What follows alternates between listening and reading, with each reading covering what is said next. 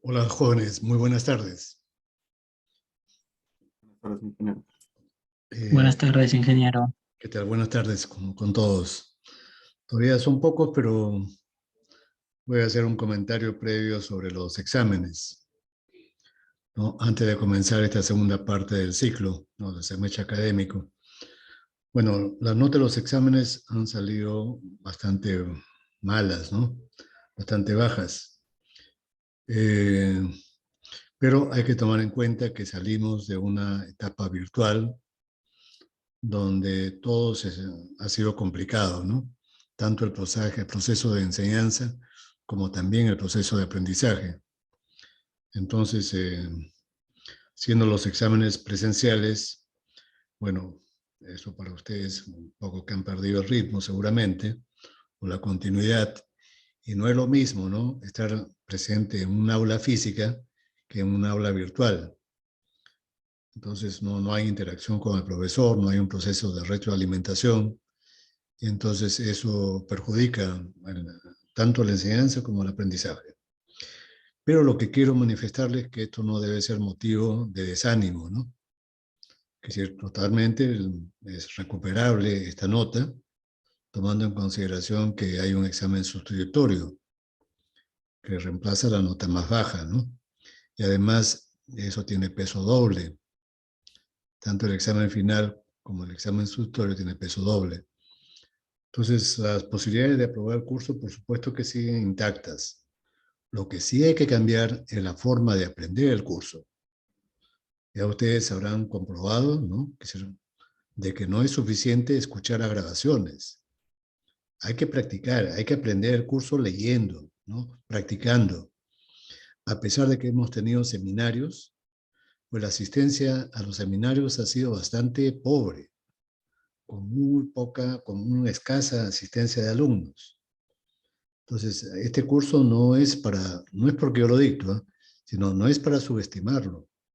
Este curso que sí requiere un estudio permanente. Entonces, tanto en la época presencial como en la época virtual, demanda es decir, un repaso y un estudio permanente de parte de ustedes. Este curso no se aprueba ni se aprende solamente estudiando la víspera de los exámenes. Hay que estudiarlo todos los días, hay que cambiar es decir, la forma de estudiar, ¿no? Yo comprendo que hemos pasado por etapas muy difíciles, pero eso no debe ser pretexto para desaprobar un curso. Que para ustedes es importante aprobar todos sus cursos, ¿no? En una época de crisis sanitaria, de crisis económica y política, como actualmente vivimos, es necesario que ustedes no pierdan ningún curso. Los jóvenes, entonces, hay que cambiar la forma de estudiar. Si es que hiciéramos seminarios, tienen que asistir ustedes a los seminarios.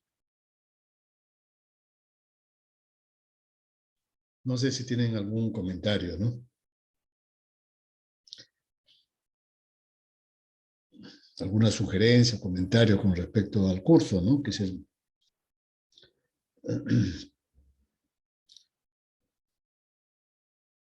Ustedes han dado 18 alumnos exámenes de las secciones C y D. Son 19 y han dado 18. Pero de los 18 solamente han aprobado 5. Yo creo que los resultados por sí solos indican que ese es un indicador de que tenemos que cambiar la forma de aprender el curso. Entonces, ya ustedes tienen experiencias, son alumnos del 8º ciclo, ya saben cómo es la enseñanza, ¿no? Y la exigencia que hay en la facultad. La exigencia era así antes, ¿no?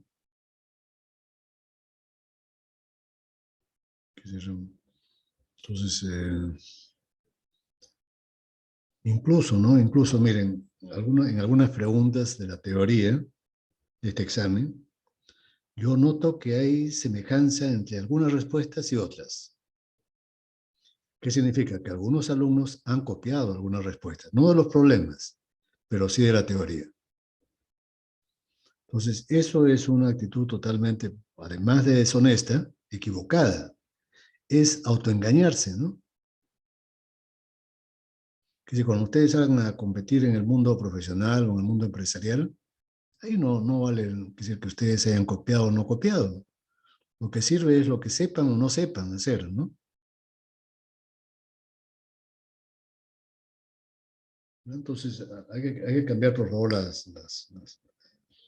forma de estudiar, las estrategias para aprobar un curso, ¿no? Que lo más importante es que ustedes salgan de la universidad y egresen de la universidad sabiendo, no teniendo solamente una constancia de egresados, sino sabiendo.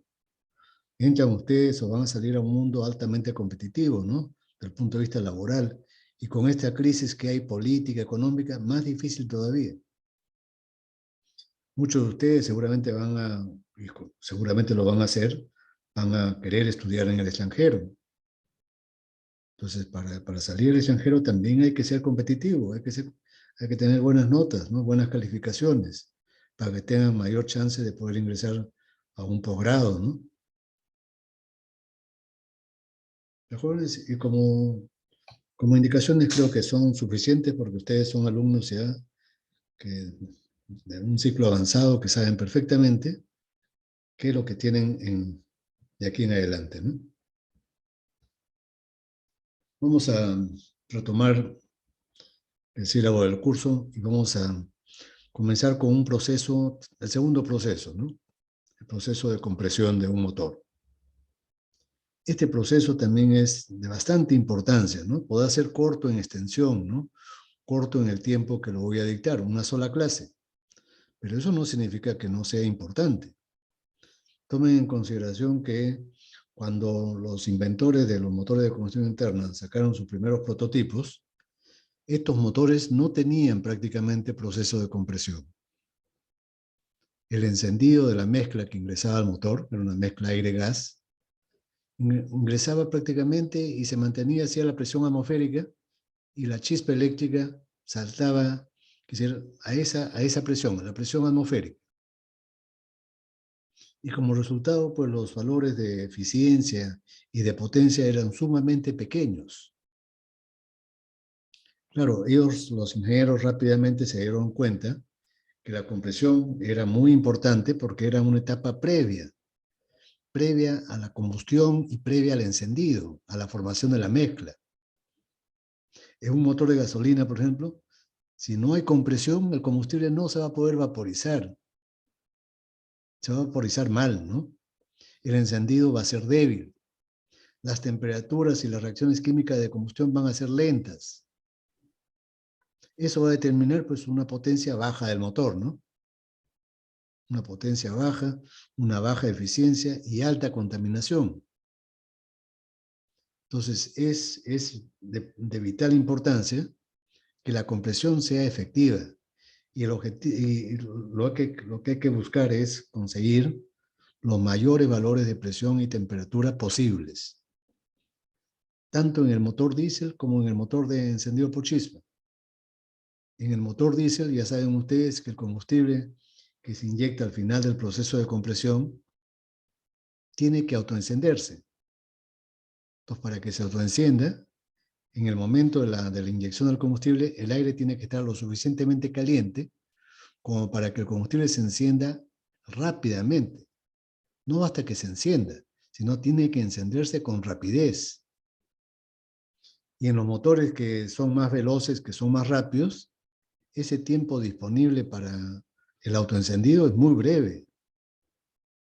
Para que se forme la mezcla y se autoencienda, es muy breve, ¿no? Entonces, para que ocurra ese encendido casi instantáneo, es necesario que en ese instante la temperatura del aire sea lo suficientemente alta. Y para que ocurra eso, la compresión tiene que ser efectiva. Voy a compartir pantalla con ustedes para ayudarme con unas diapositivas.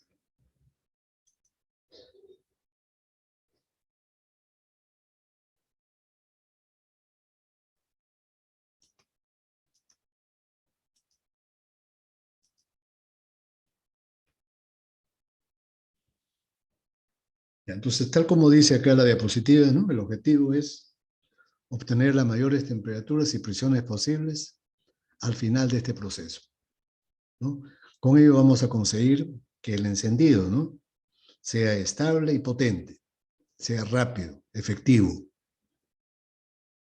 ¿Ya? Mientras más alta es la presión y las temperaturas, más rápido se va a encender la mezcla aire-combustible, tanto en los motores encendidos por chispa como en los motores diésel, y esto va a repercutir en el proceso de combustión.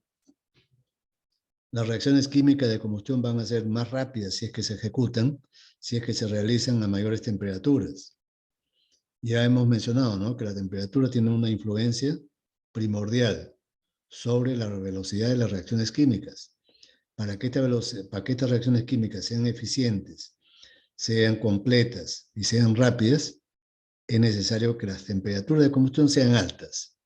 Y para que las temperaturas de combustión sean altas, tenemos que partir de una temperatura de compresión también alta, ¿no? Que si al final de la compresión, la temperatura tiene que ser alta para que así la combustión también se pueda realizar a altas temperaturas.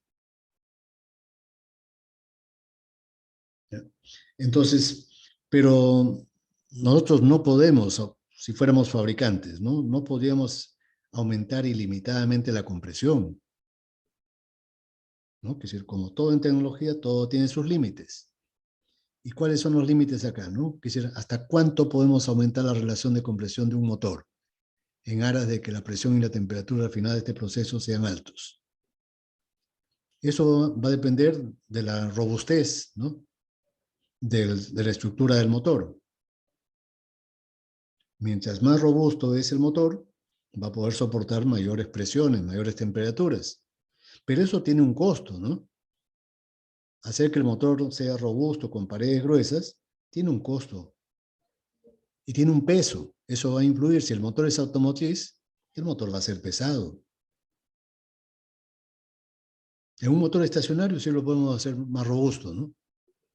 Porque ya el peso no es un factor limitante. Pero si el motor es automotriz, ahí sí. ¿Está bien? Entonces, por eso no podemos aumentar ilimitadamente la robustez del motor, ni tampoco podemos invertir en materiales más resistentes, ¿no? Porque la otra alternativa sería buscar materiales más resistentes, que tengan mayores esfuerzos de fluencia, mayor esfuerzo de rotura, ¿no? Pero eso es caro, eso es costoso. Otra limitación es que si nosotros aumentamos la compresión, la temperatura de combustión también se va a incrementar, como acabo de decir hace un momento, ¿no? Si la temperatura de compresión se incrementa, la temperatura de combustión se va a incrementar. Eso, del punto de vista de la combustión, es bueno. La combustión se va a realizar más rápido. Pero ocurre que a altas temperaturas aparece un fenómeno que se llama disociación.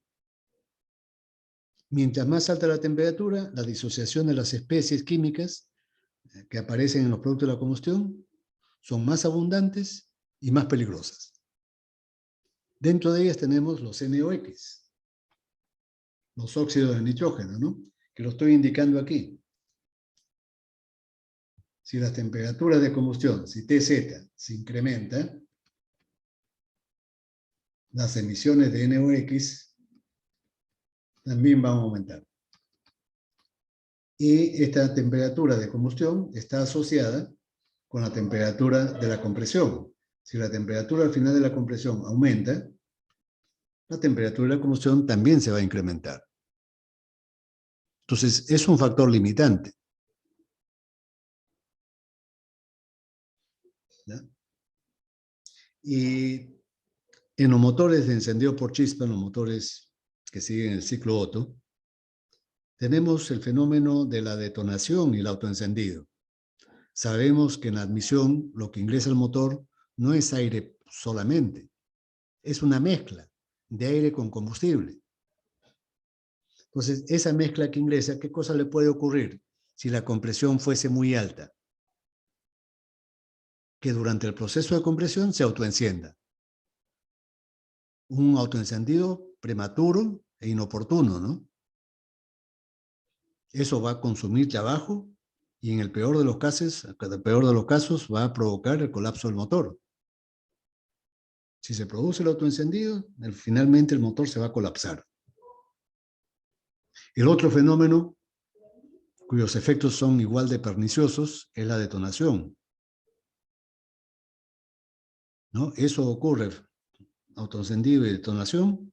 Hay mayores posibilidades de que ocurran estos fenómenos si es que las temperaturas y presiones son altas al final de la compresión. Si son excesivamente altas, mejor dicho, ¿no? Entonces, eso obliga, por ejemplo, a utilizar gasolinas de mayor octanaje. Pero una gasolina de mayor octanaje es más costosa, más cara, ¿no? ¿Soporta mejor el autoencendido? Sí. ¿Evita la detonación? En muchos casos sí. Pero es un combustible más caro. Entonces, eso también es un factor limitante, ¿no? Limita el valor de épsilon.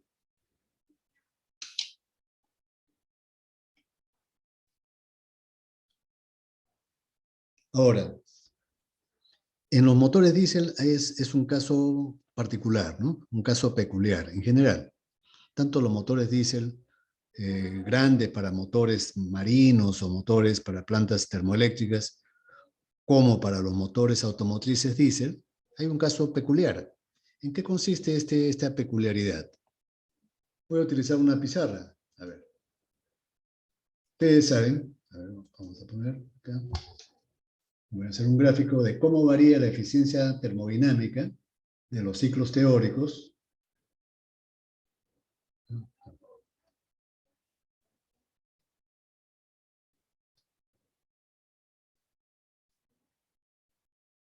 En los motores diésel o en los motores que trabajan con el ciclo dual, entonces la tendencia es una curva creciente, ¿no? Cóncava hacia abajo.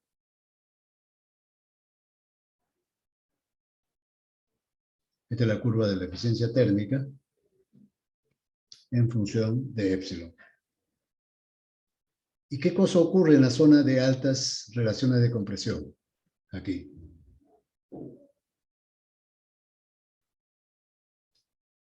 Vemos que a medida que épsilon aumenta, si épsilon aumenta, la eficiencia térmica aumenta, pero con mucho mayor lentitud.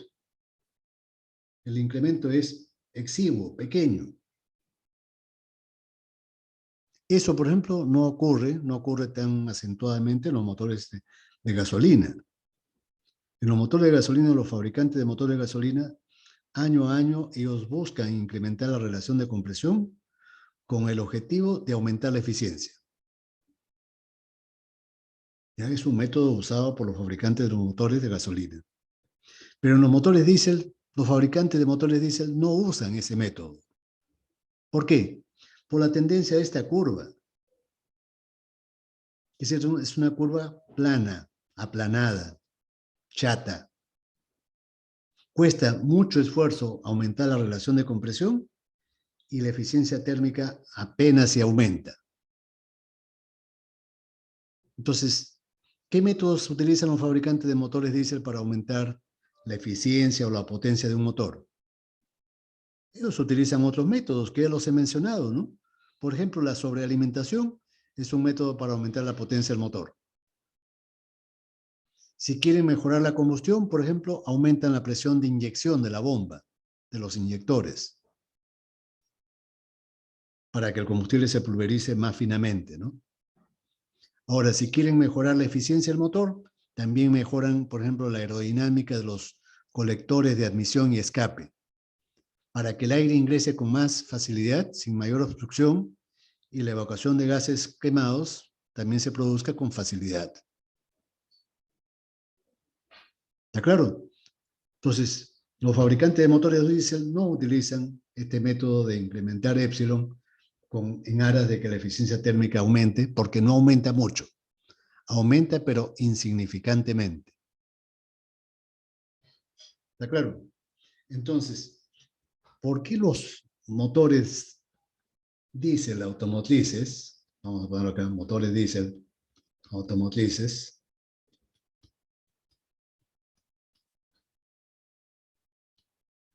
tienen relaciones de compresión altos, que varía, por ejemplo, en el rango de 18, 20, hasta 22, 23. El objetivo claramente está que no es para aumentar la eficiencia. Entonces, ¿para qué lo hacen los fabricantes con alta relación de compresión? Estos motores son pequeños, ¿no? Porque son automotrices. Y en estos motores automotrices veloces, rápidos, el tiempo disponible para que el combustible se autoencienda es grande o pequeño. Obviamente que es pequeño, ¿no? El tiempo es pequeño. El tiempo disponible para que se produzcan los procesos es pequeño. Mientras más rápido es el motor, menos tiempo disponible hay. Entonces, el autoencendido tiene que producirse casi instantáneamente. Y para que ocurra, para que el autoencendido sea rápido, la temperatura al final del proceso de compresión tiene que ser alta. Lo suficientemente alta para que el combustible que se inyecta a ese aire caliente rápidamente se vaporice y se autoencienda. Prácticamente en un instante. En un milisegundo, ¿no? Ese es el tiempo disponible, un milisegundo, para que la mezcla del combustible se autoencienda. Para que ocurra eso, la relación de compresión tiene que ser alta. Si la relación de compresión es alta, la temperatura al final del proceso también va a ser alta. Y el autoencendido va a ser rápido y efectivo. En los motores diésel grandes,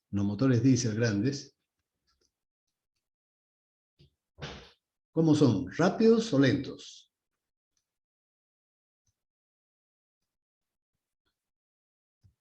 Les comentaba a los alumnos de la clase de la mañana, de la tarde, perdón, de 2 a 4, de que ese es el problema en las clases virtuales, ¿no?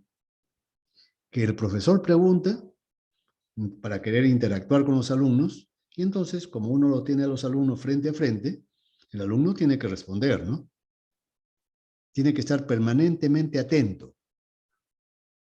En cambio, con las clases virtuales, yo pregunto, y si espero que me respondan, esperaré todo el resto de la clase y nadie me va a responder.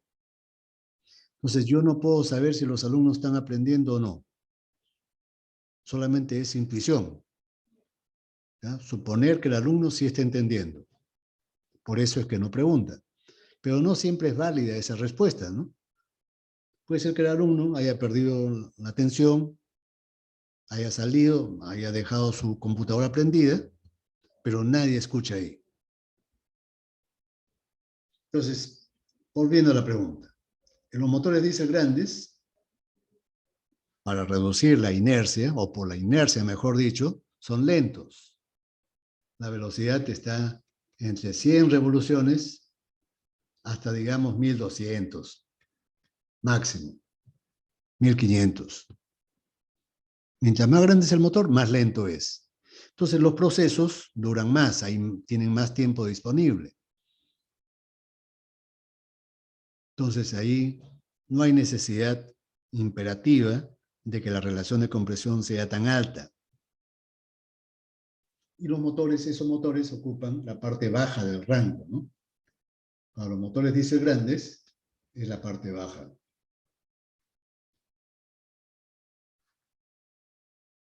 Para los motores diésel rápidos, es la parte de mayores valores de relación de compresión.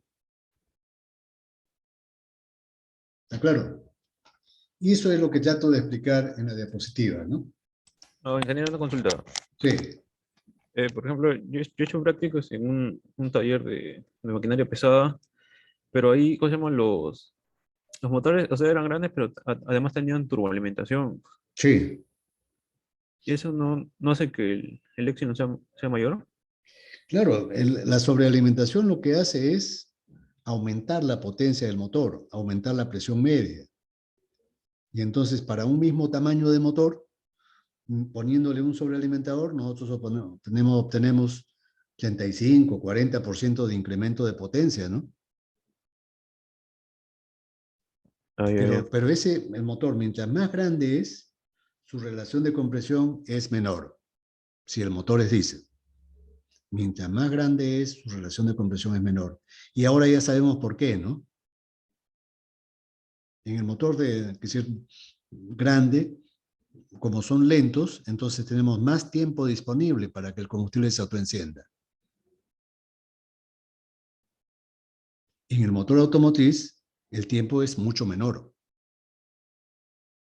Entonces el aire tiene que estar más caliente en el momento que yo inyecte el combustible, para que el funcionamiento de ese motor sea suave, para que el encendido sea efectivo, para que el motor no haga mucho ruido cuando funcione, ¿ya? Porque ese motor está destinado a un vehículo que va a transportar pasajeros.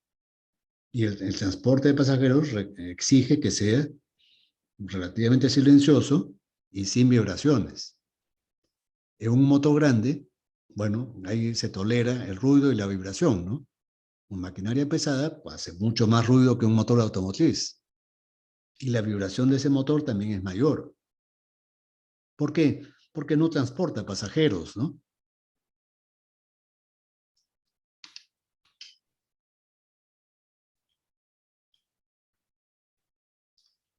Ya, entonces, vean ustedes, ya en el estudio de los ciclos teóricos, habíamos visto fórmulas para calcular la presión y la temperatura al final del proceso de compresión. Y eran fórmulas muy parecidas a las que estoy mostrando aquí, ¿no?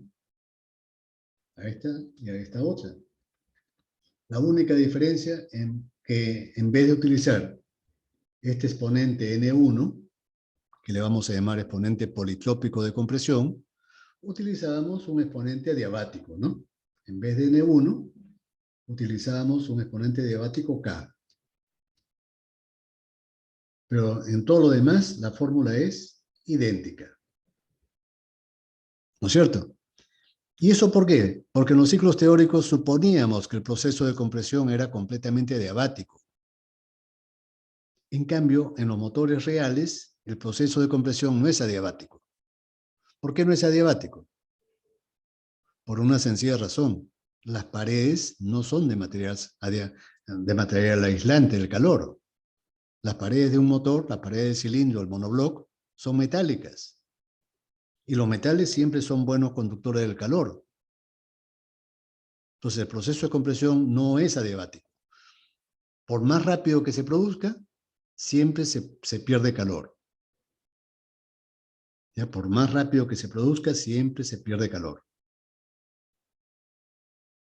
Entonces, vean ustedes acá, por ejemplo, podemos poner en primera instancia, ¿no?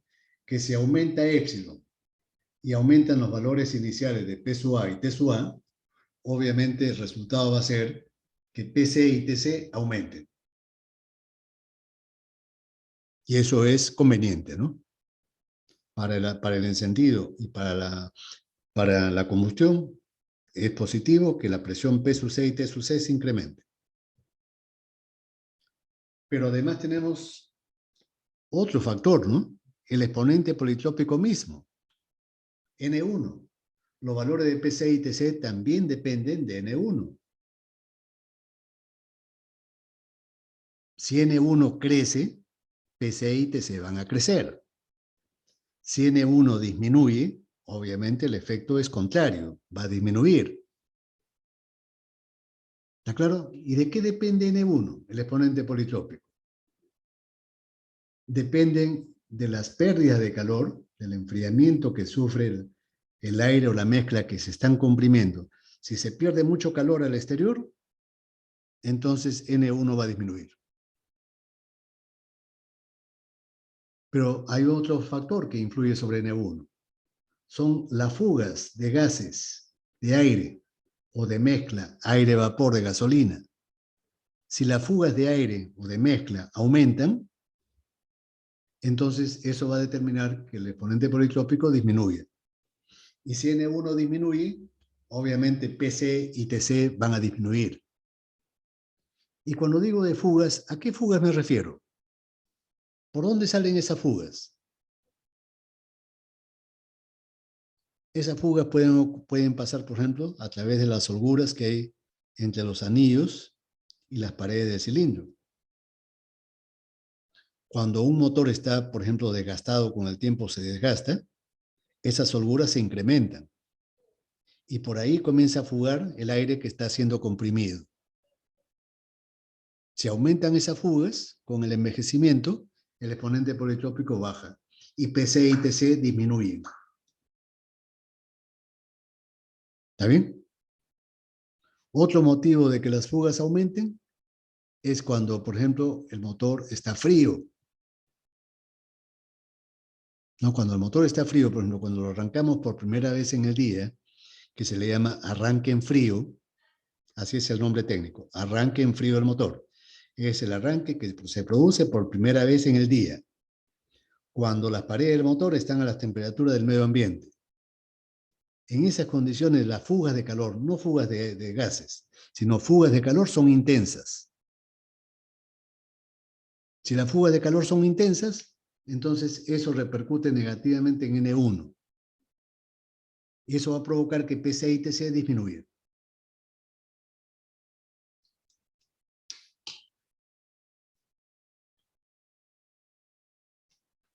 Bueno, aquí vemos los resultados, ¿no? El efecto de la relación de compresión y del exponente N1 sobre las presiones y las temperaturas. Vemos, por ejemplo, que la presión cambia más rápidamente, es más sensible al aumento de la relación de compresión, ¿no? La presión, esta curva de presión crece más rápido que las curvas de temperatura, en otras palabras. Mientras las curvas de presión son cóncavas hacia arriba, las curvas de temperatura son cóncavas hacia abajo. Crecen, pero más lentamente.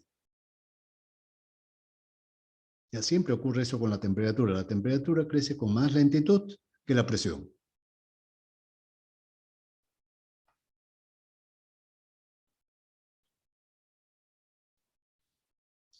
Ahora, es decir, en un motor diésel es fácil de entender, ¿no? Que si al final de la compresión la temperatura es alta, y para que sea alta la presión también va a ser alta. Si TC es un valor alto, PC también va a ser un valor alto. Entonces, en un motor diésel es fácil de entender por qué nos conviene tener las mayores temperaturas al final de este proceso, para que así el combustible que se inyecte en ese momento rápidamente se autoencienda. Es imprescindible cumplir con ese requisito, ¿no? Ahora, ¿por qué en el motor de gasolina, cuya forma de encender la mezcla es diferente, ¿no? Ahí se enciende por una chispa eléctrica. ¿Por qué influye la presión? ¿Por qué queremos tener altas presiones y temperaturas al final de la compresión que van a mejorar el encendido? Eso es lo que yo he afirmado, ¿no? Que aumentando la presión y la temperatura al final del proceso de compresión, el proceso de encendido mejora. Sea el motor Eche o sea un motor diésel, mejora el encendido. En el motor diésel es fácil de entender eso. ¿Y por qué ocurre también en el motor Eche? Para entender eso voy a hacer la siguiente explicación. Vean ustedes. Lo que se muestra en la parte central de la figura de la diapositiva es una bujía, obviamente, ¿no? Y en la bujía hay dos electrodos. El electrodo que está unido a la culata, esta parte metálica, ¿no? Esto es metal. Ahí tenemos la rosca. Esta rosca sirve para instalar la bujía en la culata, roscada, ¿no? Es una unión roscada. Y entonces, vean ustedes que esta parte metálica tiene una puntita acá. Y este es el electrodo negativo. Ya negativo. Y el otro electrodo es el electrodo central, que solamente vemos la parte de arriba, metálica, y la parte de abajo, la punta del electrodo, esta. Está unido, es la misma pieza, por supuesto, ¿no? Es el electrodo central. Y el electrodo central está unido a la parte positiva. Este es un borne, el electrodo positivo. Pero estos electrodos están separados, no es que están juntos, ¿no? El positivo y el negativo están separados por una distancia d. Ahora, ¿qué cosa hay en esa separación? ¿Qué gases hay en esa separación en el momento del encendido? ¿No es cierto que ahí hay aire más vapores de gasolina? Aire más combustible. Pero ambos elementos, aire y combustible, son materiales aislantes eléctricos. Técnicamente reciben el nombre de dieléctricos, materiales dieléctricos. Sí, dieléctricos. O aislantes. Es decir, no dejan pasar la corriente. Pero, ¿qué cosa ocurre? Para que pueda saltar la chispa, tiene que haber un voltaje muy alto entre estos dos electrodos, positivo y negativo. En un motor de combustión interna con sistema de encendido convencional, la diferencia de potencial varía desde 15 a 25.000 voltios. El voltaje máximo, ¿no? Para que salte la chispa. Y en los motores que tienen encendido electrónico, ese voltaje puede llegar hasta 40.000 o 45.000 voltios. Eso es motores con encendido electrónico. A ese voltaje con el cual salta la chispa se llama tensión disruptiva. Tensión disruptiva, la tensión que rompe ese espacio y permite que la chispa eléctrica salte. Vean ustedes que entre paréntesis he puesto eso, ¿no? Voltaje mínimo necesario para que salte la chispa, ¿no? Entre los electrodos. Ese voltaje está determinado, fue estudiado por un físico, ¿no? Llamado Paschen, un físico alemán, a finales del siglo XIX. Claro, él no estudiaba las bujías, ¿no? Lo que él estaba estudiando, ¿qué cosa era? El comportamiento de los dieléctricos que se ponen en un condensador de placas paralelas. Es lo que ustedes han estudiado en Física 3. El dieléctrico que se pone entre dos placas paralelas de un condensador eléctrico. Que puede ser papel, mica, ¿no? Plástico. Ese es el dieléctrico. Y entonces, claro, esos materiales dificultan el paso de la corriente, pero no lo impiden por completo. Si yo aumento el voltaje entre las placas, llega un momento que salta una chispa, perforando a ese papel. En un condensador, por supuesto, no queremos que eso ocurra, pero en una bujía ese es el objetivo. Nosotros queremos que entre los electrodos, en el momento en que se produce la chispa, eso produzca el encendido de la mezcla aire con combustible. Queremos que se rompa ese aislante que representa el aire con el combustible.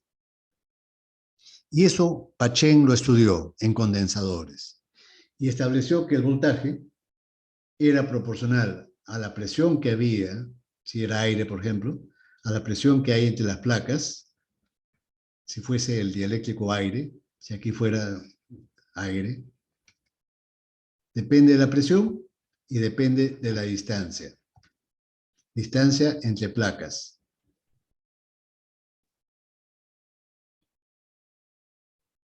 Mientras mayor es la distancia entre placas, mayor es el voltaje necesario para que salte la chispa. ¿Es razonable que así sea? Sí, ¿no? Si las placas yo las separo, obviamente voy a requerir de un voltaje mayor para que salte la chispa. En una bujía también ocurre eso. Si yo separo los electrodos de la bujía con un desarmador, yo voy a requerir un voltaje mayor. Y si mi sistema de encendido está viejo y desgastado, entonces no va a saltar la chispa, porque el voltaje es insuficiente. ¿Está claro? Ahora, la presión también influye. Ustedes dirán, ¿y cómo cambio la presión en una bujía? Bueno, eso es fácil de entender, ¿no? Recuerden ustedes que cuando uno regula la carga de un motor Eche, lo regula con una válvula de mariposa. si uno cierra la mariposa, si la mariposa se cierra, ¿qué cosa pasa? O se abre, supongamos que la abrimos, ¿ya? Para que la potencia aumente. La potencia del motor se incrementa cuando abrimos la mariposa. Pero no solamente eso, la presión al final de la compresión también aumenta. Y si la presión aumenta, el voltaje necesario para que salte la chispa, ¿qué le va a pasar al voltaje disruptivo? Va a tener que incrementarse si queremos que salte la chispa en forma potente. ¿Ya? Si queremos que la chispa salte en forma potente, tenemos que el sistema hace que el voltaje se incremente. Y cuando cerramos nosotros la mariposa, la chispa es más débil. La chispa de voltaje disruptivo es menor. Y la chispa es menos intensa, pero menos potente. Cuando subimos a la altura, ¿qué cosa creen ustedes que deberíamos hacer? ¿Qué va a pasar en altura? ¿La chispa va a ser más potente o menos potente?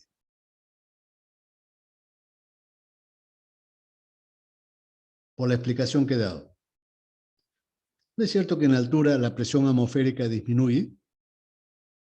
Entonces, si la presión atmosférica disminuye, la presión al final de la compresión también va a disminuir, P sub C.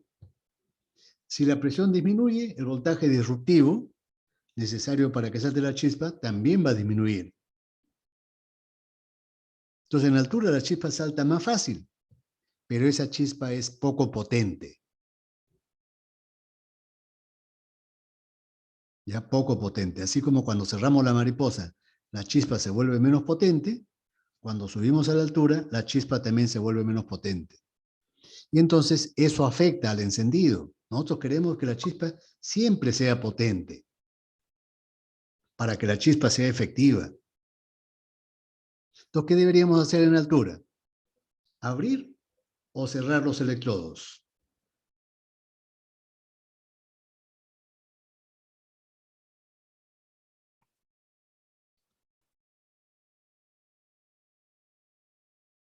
A ver, ¿cuánto tendría que esperar para que me respondan, por favor?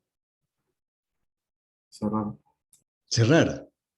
Pero si yo lo cierro, entonces la chispa va a saltar con mayor facilidad. Pero va a ser una chispa débil. Entonces, lo que yo debo hacer lo contrario. Debo abrir un poquito para que la chispa mantenga su potencia. Abrir los electrodos con un desarmador. Pero para eso, si es que yo pienso viajar a la sierra, a la altura, tengo que mandar revisar mi sistema de encendido. Porque cuando yo abra los electrodos de la bujía, voy a requerir más voltaje. Voy a requerir que mi sistema de encendido esté en buenas condiciones. Si no, la chispa no va a saltar porque estoy abriendo los electrodos. Pero en la altura yo quiero que la chispa sea potente. Y si no hago eso, la chispa va a ser débil. Por más que esté en buenas condiciones, el sistema de encendido va a ser débil. Si los electrodos están juntos como en la costa, la chispa va a ser débil. Entonces lo que yo debería hacer es abrirlo un poquito con el desarmador, pero asegurándome de que el estado técnico del sistema de encendido esté en buenas condiciones. ¿Está bien? Bueno, aquí yo ilustraba con una tormenta eléctrica, ¿no? Una tormenta eléctrica también, saben ustedes que es por diferencia de voltajes, ¿no? Que si mientras la nube está cargada, digamos, positivamente, acá en la Tierra la carga es negativa. Y la diferencia de potencial que se forma entre la nube y la Tierra puede llegar hasta 500 millones de voltios. Pero claro, la altura de la nube, ¿cuánto es? De 1 a 2 kilómetros. En una bujía, por supuesto, el voltaje no es tan alto como 500 millones, ¿no? Solamente llega hasta 25.000 voltios en los sistemas convencionales. Pero la distancia también es menor. La distancia entre los electrodos de una bujía, esta distancia D, ¿cuánto es? ¿Cuánto es? Lo voy a poner acá. D está entre 0,7 y 1,5 milímetros. Y el voltaje es menor que en una nube, porque la distancia también es mucho menor.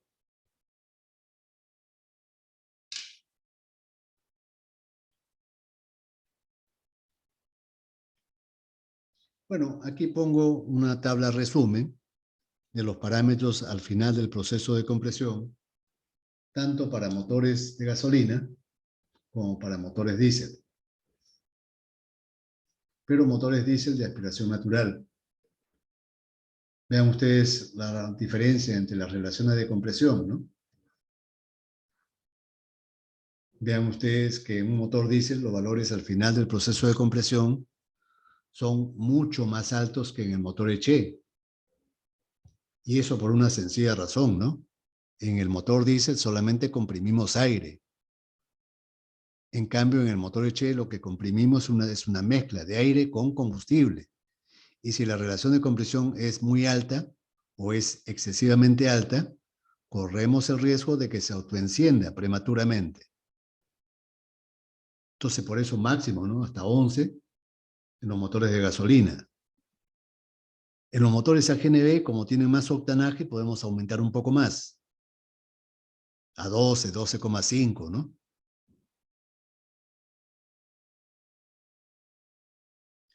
Vemos la diferencia de las temperaturas de autoencendido. Claro, ya sabemos que las temperaturas de autoencendido de las gasolinas siempre es más alto que de los gasóleos, porque la gasolina tiene que resistir el autoencendido, no debe autoencenderse solo. La gasolina se enciende por acción de la chispa, no antes. Por eso que su temperatura tiene que ser alta. En cambio, el petróleo es al revés. El petróleo se requiere que su temperatura de autoencendido sea baja para que tan pronto yo lo inyecte, después de un milisegundo y medio, ya se autoencienda.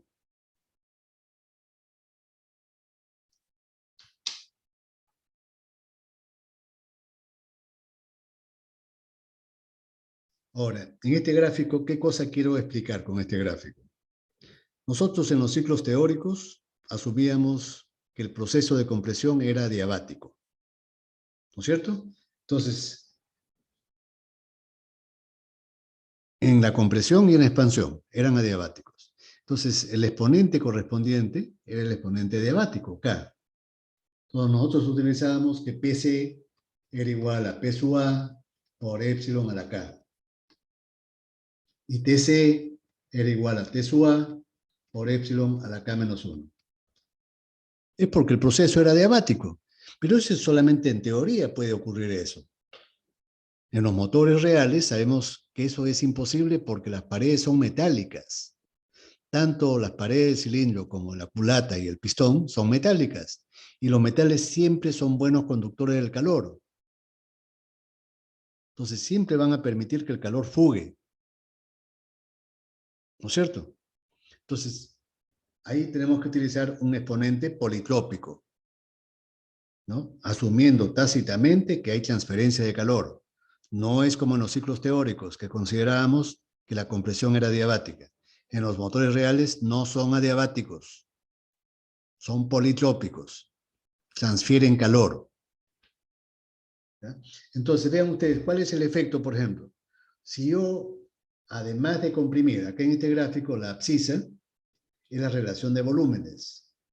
Aquí tenemos el punto muerto inferior, en el lado derecho, acá. Y al final de la compresión tenemos el punto muerto superior. 1, ¿no es cierto? 1. Entonces este motor es de 16 a 1. Su relación de compresión es 16.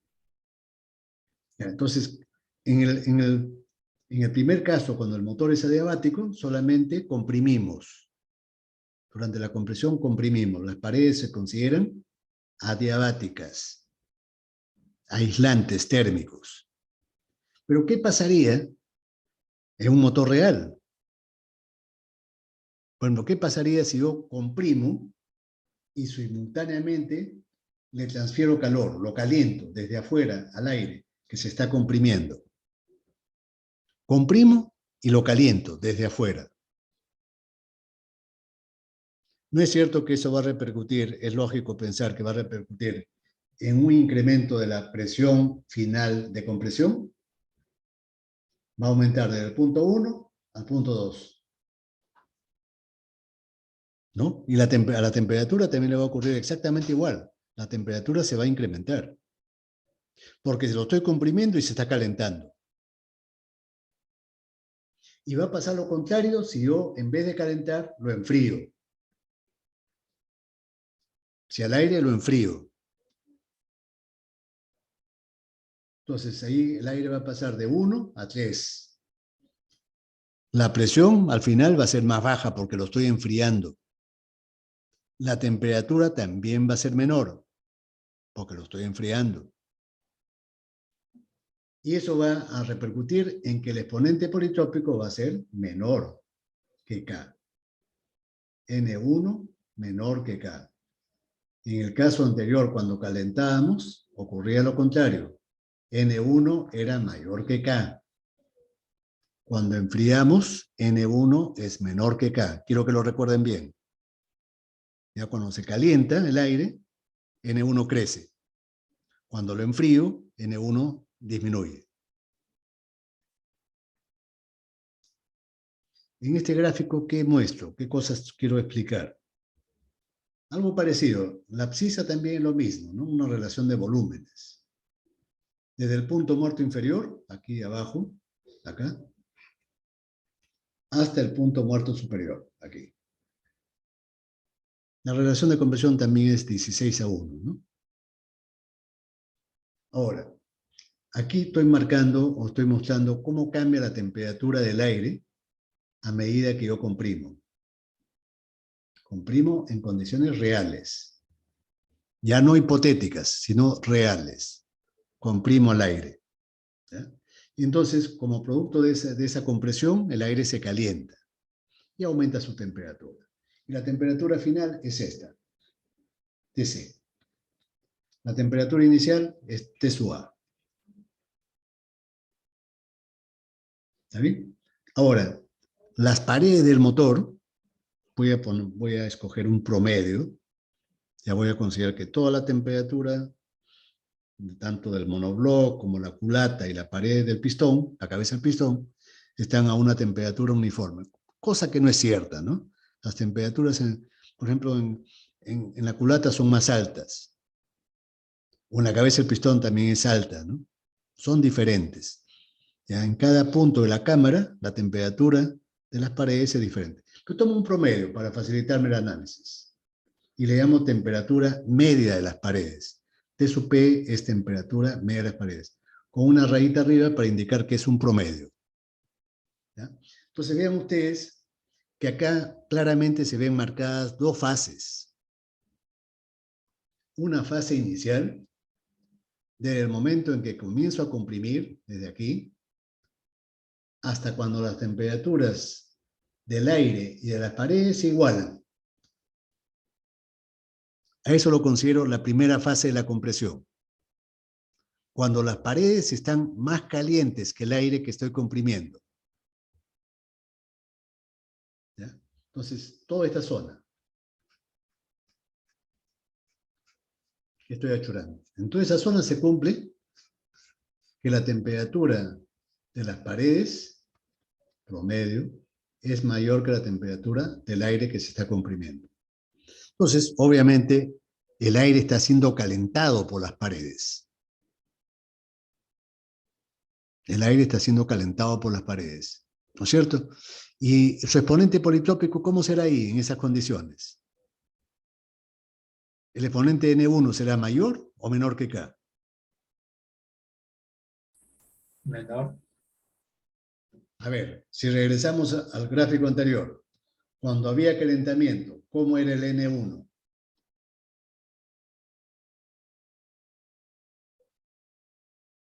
Y dije, recuerden, ¿no? Cuando hay calentamiento, el exponente politrópico es mayor que K.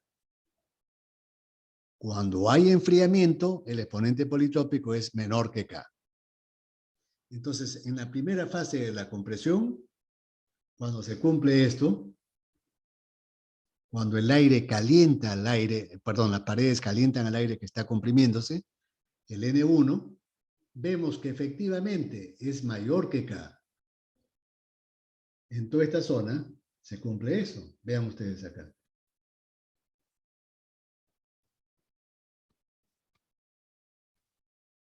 Eso indica que el aire se está calentando por la mayor temperatura de las paredes.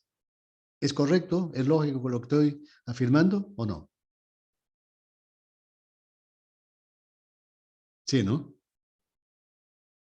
Yo mismo me Ingeniero, pregunto, yo mismo me respondo. ingeniero, cuando se refería en la figura anterior, ese de 1, 2, La figura este, anterior. sí, Aquí. sí, de 1, 2, se refiere a un calentamiento por una fuente externa. Sí, Eso en las paredes y también a lo de las válvulas. claro, eso lo hago como un ejemplo hipotético, ¿no? Quisiera, en un motor real significaría que yo, quisiera, mediante una llama, por ejemplo, ¿no? O con agua caliente desde afuera, lo caliento a las paredes, ¿no? Así ese tipo de experimento.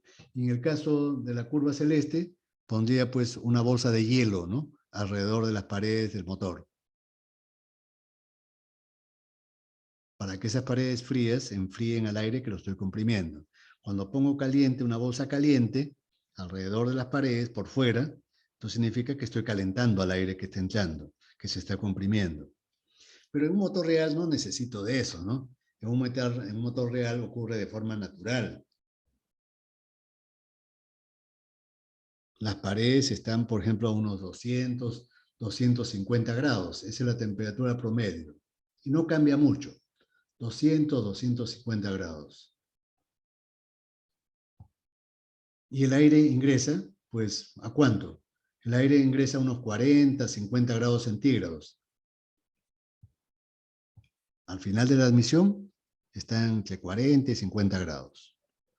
Obviamente las paredes están más calientes que ese aire que recién está a 40. Entonces, en esas condiciones, ¿quién calienta a quién? ¿No es cierto que las paredes al aire? Y cuando el aire se calienta, eso se refleja en un mayor valor de N1 con respecto a K.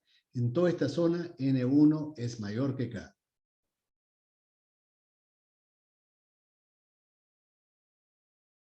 Toda la zona que está churada. N1 mayor que K.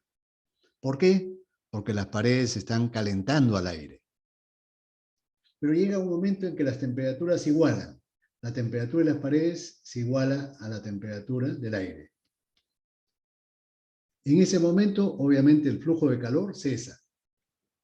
El flujo de calor cesa en ese instante. Y también N1 se vuelve igual a K. El N1 instantáneo. K. Pero el aire se sigue comprimiendo. Y entonces, producto de esa compresión, la temperatura se sigue incrementando. Y en esta zona, ¿qué cosa pasa? Que la temperatura del aire es mayor que la temperatura de las paredes. ¿Cómo se puede interpretar eso? ¿Quién calienta a quién? ¿O quién enfría a quién? ¿No es cierto que en esa zona de la izquierda las paredes enfrían al aire que está más caliente? Y como consecuencia de eso, el exponente politópico es menor en toda esta zona, ¿no? El exponente politópico instantáneo es menor que K.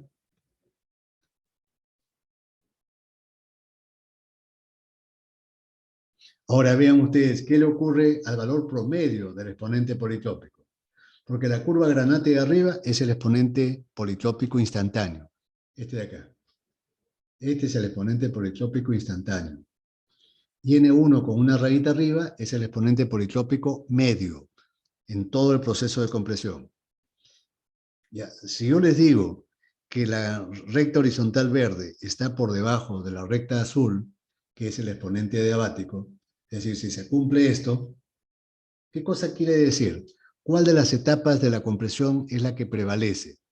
¿La primera etapa o la segunda?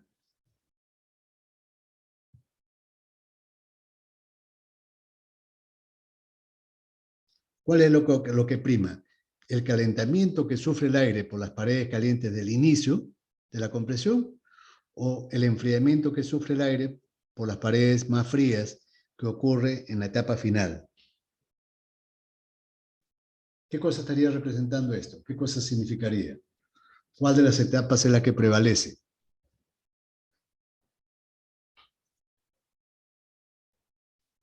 Claramente yo puedo decir que es esta etapa, ¿no es cierto?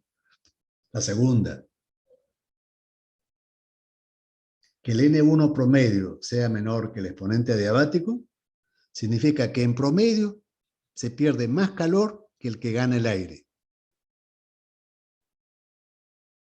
El balance final es que se pierde más calor que el calor que se gana en la primera etapa. ¿Está bien o no? Sí. Sí. Ya. Entonces, partimos de esa premisa, ¿no? Que el exponente politrópico generalmente es menor que K. En el 99% de casos, es menor que K. Entonces, eso significa que se pierde más calor que el que se gana. Haciendo una evaluación experimental, se puede comprobar, se ha demostrado, que la cantidad de calor representa de 1 a 2% el calor que desprende el combustible durante la combustión. El calor que se pierde en la compresión representa de 1 a 2% el calor que desprende el combustible en la combustión. Entonces, tranquilamente yo puedo hacer esta aproximación. Yo puedo decir que aproximadamente N1 es muy parecido al exponente adiabático, K, porque se pierde mucho calor. Poco calor se pierde, ¿no? Si fuera el proceso de expansión, ahí el asunto es diferente. En la expansión se pierde mucho calor. ¿Por qué? Porque los gases están muy calientes. Aquí el aire apenas está caliente, ¿no? Pero en la expansión, los gases están calientes porque se ha producido la combustión. Y como producto de la combustión, pues la temperatura de estos gases crece notablemente, ¿no? ¿Está bien? Entonces, hay dos formas de calcular, ¿no? Es decir, cuánto es el valor de N1. Una de las formas es, por ejemplo, considerar esta igualdad, ¿no? Esta aproximación. N1 aproximadamente es igual acá, al exponente adiabático. Y el exponente adiabático, por definición, es C sub P sobre C sub B, los valores medios, durante el proceso de compresión, ¿no? Y esto ya sabemos que es igual a 1 más R sobre C sub B. ¿Ya? Porque C sub P es igual a R menos o más C sub B, ¿no? De ahí sale esto. ¿Ya? Si yo lo divido sobre C sub B,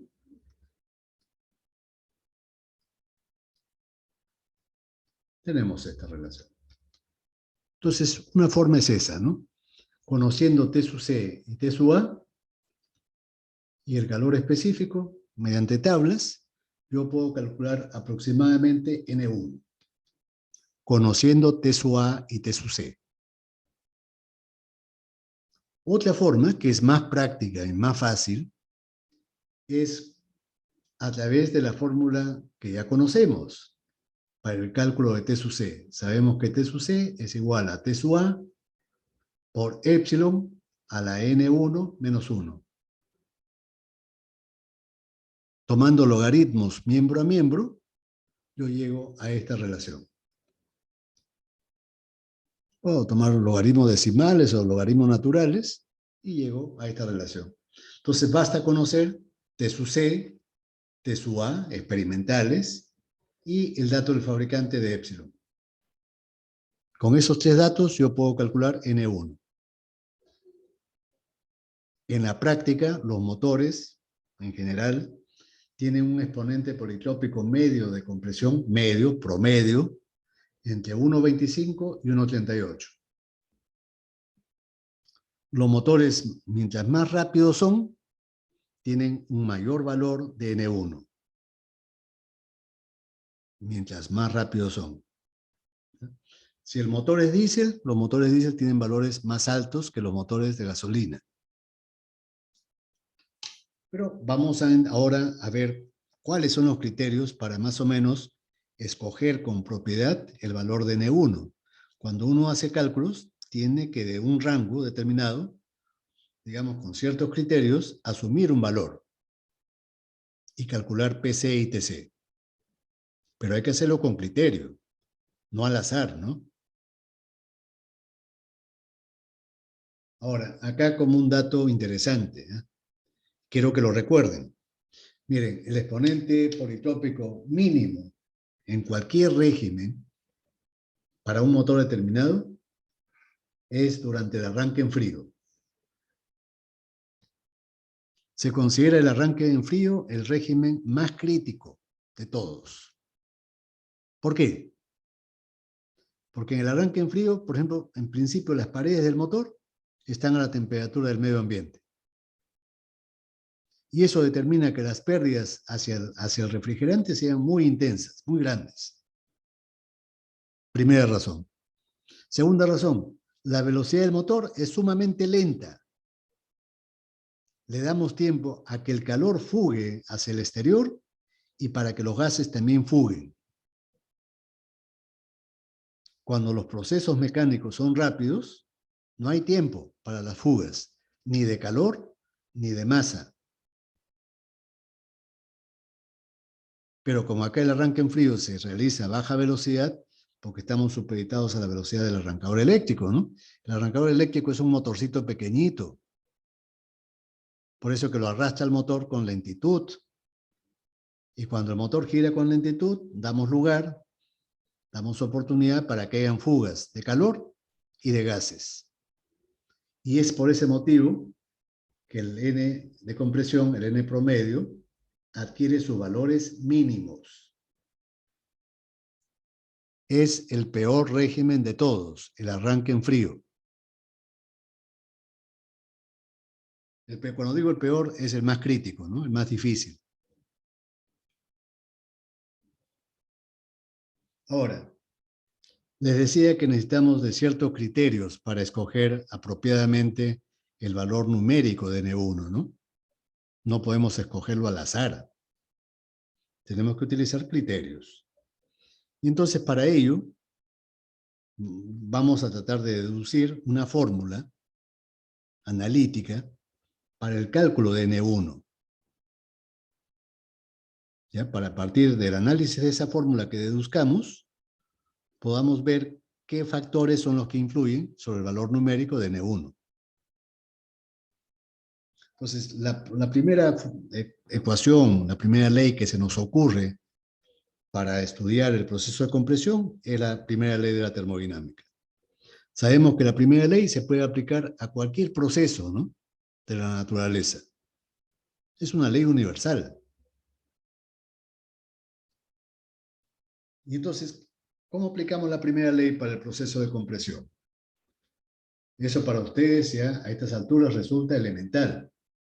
El calor en el proceso de A a C es igual al trabajo producido de A a C más el cambio de energía de A a C.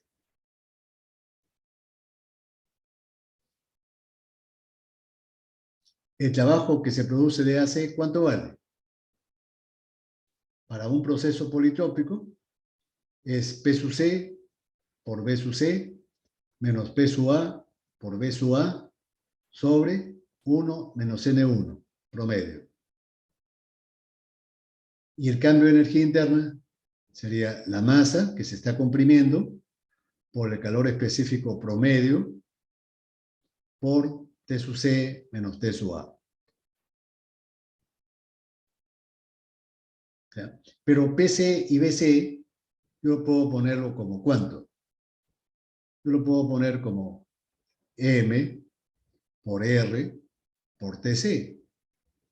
Y P sub A por B sub A lo puedo poner M por R por T sub A sobre 1 menos N1, más el cambio de energía interna, ¿no? Cambio igual, esto se lo mantengo igual. Esto de acá. Ahora, yo sé que C sub B es igual a R sobre K menos 1. Y entonces reemplazo este R, ¿no? Acá es sin esta raya. Reemplazo ese R con esta fórmula de acá. Y finalmente lo que deduzco va a ser esta fórmula que está acá en el rectángulo, ¿no? La fórmula que deduzca, después de las simplificaciones que haga, es la fórmula que está escrita arriba. Voy a borrar las anotaciones. Entonces, agrupando convenientemente términos, voy a tener que el calor que se pierde de A a C es la masa por este término que lo estoy englobando acá, lo estoy englobando con una elipse, ¿no? Por el gradiente de temperaturas. Temperatura inicial o temperatura final menos temperatura inicial. Diferencia de temperaturas. Ahora, todo este término de acá lo puedo poner como C sub N. ¿No es cierto?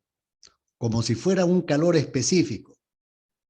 Pero así como hay C sub P y C sub B, que son los calores específicos para un proceso a presión constante y el otro a volumen constante, C sub N, ¿qué cosa representará? Calor específico para un proceso politrópico. ¿Está bien? Haciendo analogía. Tenemos C sub P, C sub B y C sub N. C sub N es el calor específico para un proceso politrópico. Después, todo el resto es igual. Ahora, si nosotros recordamos las definiciones de calor específico que hay en física, ¿no? Ya desde la academia, desde el colegio, sabemos qué cosa es calor específico. Es el calor que hay que añadir o sustraer a una sustancia, a 1 kilogramo de una sustancia, cualquiera, para que su temperatura descienda o aumente en 1 grado. Esa es la definición de calor específico, ¿no? ¿Cuánto de calor hay que agregar o sustraer a una sustancia para que su temperatura cambie en 1 grado centígrado o Kelvin? Es igual. Cuando se trata de variaciones, es igual 1 grado de diferencia en grados centígrados o en Kelvin. ¿Está bien? Entonces,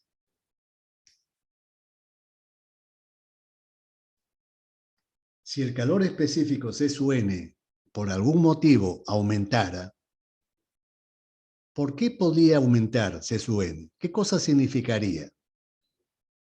¿Que la sustancia, el aire que se está comprimiendo, se enfría más o menos?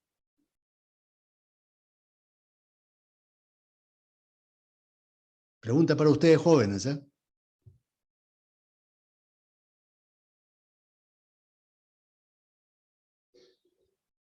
Si por algún motivo nosotros detectáramos que C sub N decrece, ¿cuál sería la causa probable de ese decrecimiento de C sub N? ¿No sería porque la sustancia de abajo se está enfriando más? ¿No es cierto? Se está enfriando más. Si se enfría poco, si se enfriara poco, eso significaría que el proceso tiende a ser un proceso casi adiabático, con pocas pérdidas de calor. ¿No es cierto? Por ejemplo, cuando un motor gira a alta velocidad, el tiempo que dura la compresión es unos cuantos milisegundos. En unos cuantos milisegundos, la sustancia de abajo no puede perder mucho calor. ¿No es cierto? Entonces, en esas condiciones de alta velocidad, C sub N sería un valor pequeño.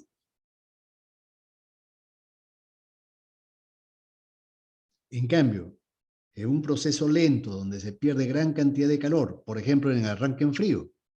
En el arranque en frío, es decir, tenemos las paredes del motor están frías, están a la temperatura del medio ambiente.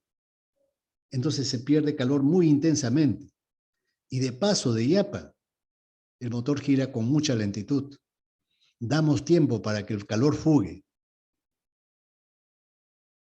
Y no solamente fuga el calor, sino también los gases, el aire, que se está comprimiendo. ¿Está bien? Oye, ingeniero, una Eh, consulta. ¿Los precalentadores influyen en el N1? En los precalentadores. A ver, es decir, un precalentador, ¿qué cosa es un precalentador? Es una bujía de incandescencia, es decir, hay bujías de incandescencia que solamente funcionan en el arranque. ¿Ya? En época de temporada de invierno, cuando el clima es muy de bajas temperaturas, entonces hay una bujía que es un alambre que se pone caliente y eso ayuda al encendido. Los Pero precalentadores en son los diésel también calentadores he que visto. siempre estarían funcionando, ¿no? Pero eso no es común. Lo En que es algunos diésel he común, visto como... perdón, En algunos diésel he visto en que... algunos sí, hay, pero no en todos. En los automotrices, por ejemplo, solamente existen bujías de incandescencia, pero no precalentadores. ¿Pero eso influye en el N1 o no? Sí, claro, claro, porque el aire está entrando más caliente. Ay, ay. ¿Ya? Ahora, vean ustedes en este gráfico, ¿qué cosa trato de representar? ¿Qué relación hay entre C sub n, calor específico para un proceso politrópico, y el exponente politrópico? Cuando el proceso tiende a ser adiabático, por ejemplo, cuando el motor gira a alta velocidad, entonces N1 tiende acá. Eso ocurre acá. N1 tiende acá. No se hace igual, pero se aproxima. Cuando el motor trabaja con rapidez. Ya he explicado por qué, ¿no? Hay muy poco tiempo disponible para que se pierda calor. En cambio, cuando el proceso se hace lento y cuando las paredes del motor están frías, ¿no? Cuando no utilizo precalentadores para responder a la pregunta suya, entonces se pierde mucho calor. El N1 en esas condiciones, ¿a qué valor tiende? De acuerdo a la figura, ¿a qué valor tiende? A 1, ¿no es cierto? Tiende a 1. No se hace igual, se aproxima. Y C sub n crece. Eso ocurre cuando el motor trabaja a baja velocidad, por ejemplo. ¿No? Y el motor está frío, con baja carga. ¿Está bien? Ahora, no basta con conocer la primera ley. Yo tengo que utilizar otra fórmula de la física, otra ley de la física. ¿Cuál? La que me permite calcular la transferencia de calor por convección, que se llama fórmula de Newton, de la convección. Esa fórmula de Newton, ¿qué me indica? Que el flujo de calor es igual o proporcional a una constante, ¿no? La constante convectiva, el H convectivo, por el área de transferencia de calor, el área periférica, y por el gradiente de temperaturas entre el aire que está dentro y la temperatura de las paredes. ¿Ya? Entonces, este flujo de calor es igual a esto de acá. Noten ustedes que este flujo de calor está en kilowatts. Y el calor de AC que había calculado con la primera ley está en kilojoules. ¿Qué cosa hago entonces? Vean ustedes que lo que hago para poder igualar es integrar. Si integro el flujo de calor en función del tiempo, entonces ahí tengo todo el calor. Y esto es lo mismo que lo anterior. Y yo puedo igualarlos. Ahora recién puedo igualarlos. Después que hago la integración. ¿Y cuáles son los límites de la integral? El tiempo inicial, T sub A, cuando comienza la compresión, y el otro límite es el tiempo final, cuando finaliza la compresión. T es tiempo. Y entonces, lo que yo despejo aquí es C sub n, el calor específico de ese proceso politrópico. El valor absoluto, porque sé que C sub n es negativo, ¿no? Como hay pérdida de calor, C sub n es negativo. Entonces despejo el valor absoluto de C sub n. Voy a borrar las marcas.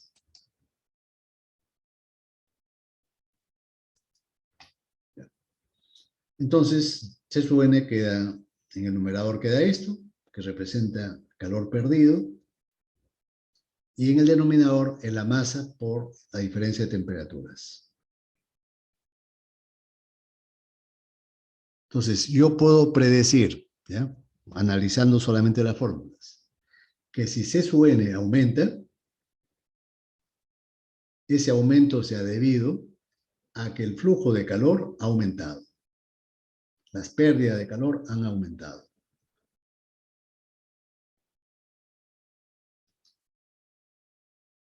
¿Y qué le va a pasar a N1 en consecuencia? ¿Va a aumentar o va a disminuir? ¿Qué cosa ocurre cuando hay muchas pérdidas de calor? ¿Qué le pasa a N1?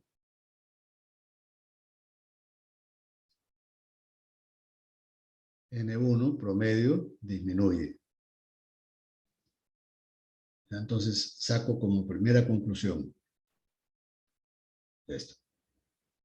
Segunda conclusión que puedo obtener adicionalmente.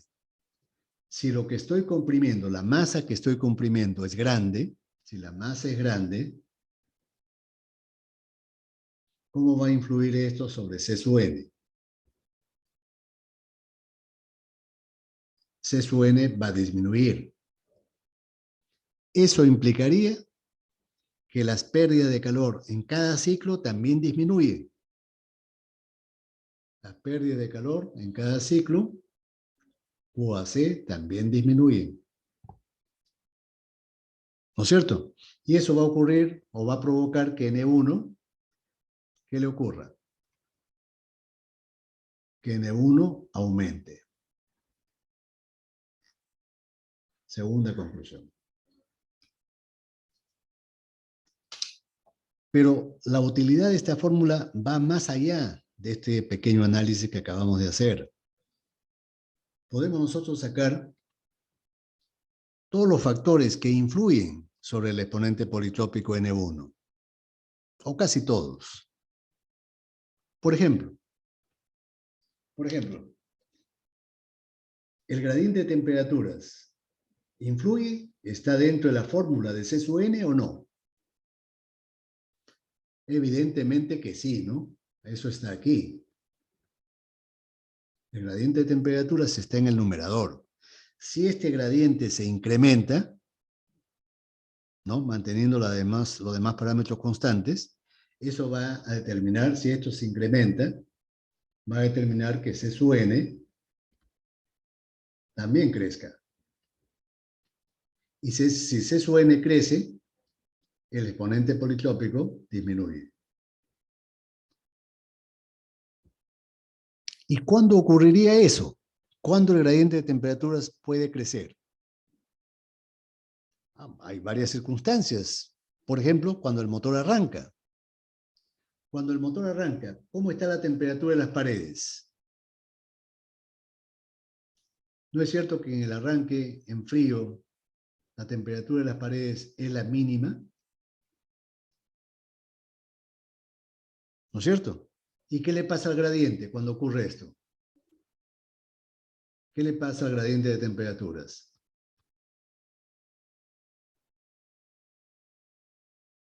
El gradiente crece, ¿no? Cuando la temperatura es mínima, este gradiente crece. Y si el gradiente crece, ¿qué le pasa a C sub n? También crece. Y por lo tanto, N1 disminuye. Ya sabíamos que el exponente politrópico alcanza su valor mínimo durante el arranque en frío. ¿Cuánto es ese valor? ¿Recuerdan? En el arranque en frío vale entre 1,10 y 1,15. Es el valor de N1 en el arranque en frío. y es el valor mínimo. Este rango está en el valor mínimo. ¿Ya? Ahora, la temperatura del refrigerante también es influyente. Si la temperatura del refrigerante es baja, obviamente eso va a intensificar las pérdidas de calor. ¿Ya? Si la temperatura del refrigerante es baja, eso va a aumentar las pérdidas de calor. Y va a aumentar este gradiente. Es la misma consecuencia, ¿no? Si la temperatura del refrigerante baja, la temperatura de las paredes va a disminuir. Si la temperatura de las paredes disminuye, este gradiente aumenta. El C sub n, el calor específico politrópico, también aumenta y N1 va a disminuir. Y eso nos permite explicar lo siguiente. ¿Qué pasa si yo comparo, por ejemplo, la refrigeración por líquido en relación a la refrigeración por aire? ¿En cuál de las dos formas de refrigerar al motor el N1 es menor?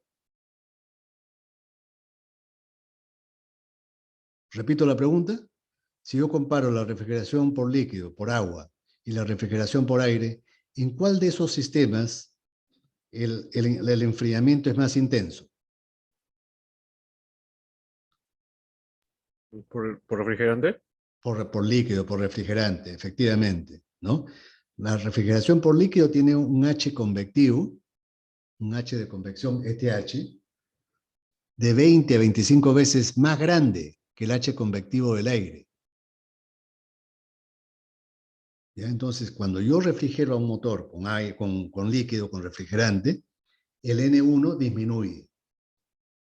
¿Ya? N1 disminuye. ¿Está claro? Entonces, otra aplicación. En la tendencia en la fabricación de motores de hace mucho tiempo ya, es decir, en cuanto a los pistones y a las culatas de motores automotrices, es haber reemplazado el acero por aluminio o aleaciones de aluminio. Culatas y pistones se hacen de aleaciones de aluminio para motores automotrices. Y entonces, ¿qué características tiene el aluminio con respecto al fierro fundido, al fierro o al acero? ¿Es mejor o peor conductor del calor?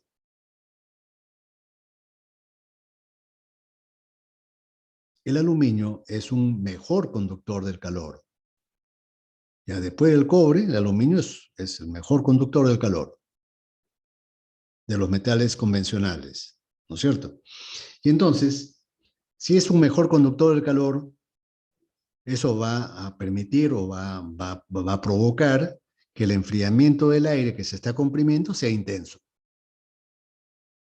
Y entonces, ¿qué cosa pasa cuando utilizamos culatas de aluminio o pistones de aluminio?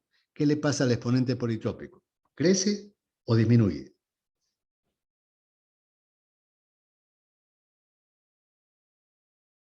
Podría preguntarles eso en el examen, ¿no?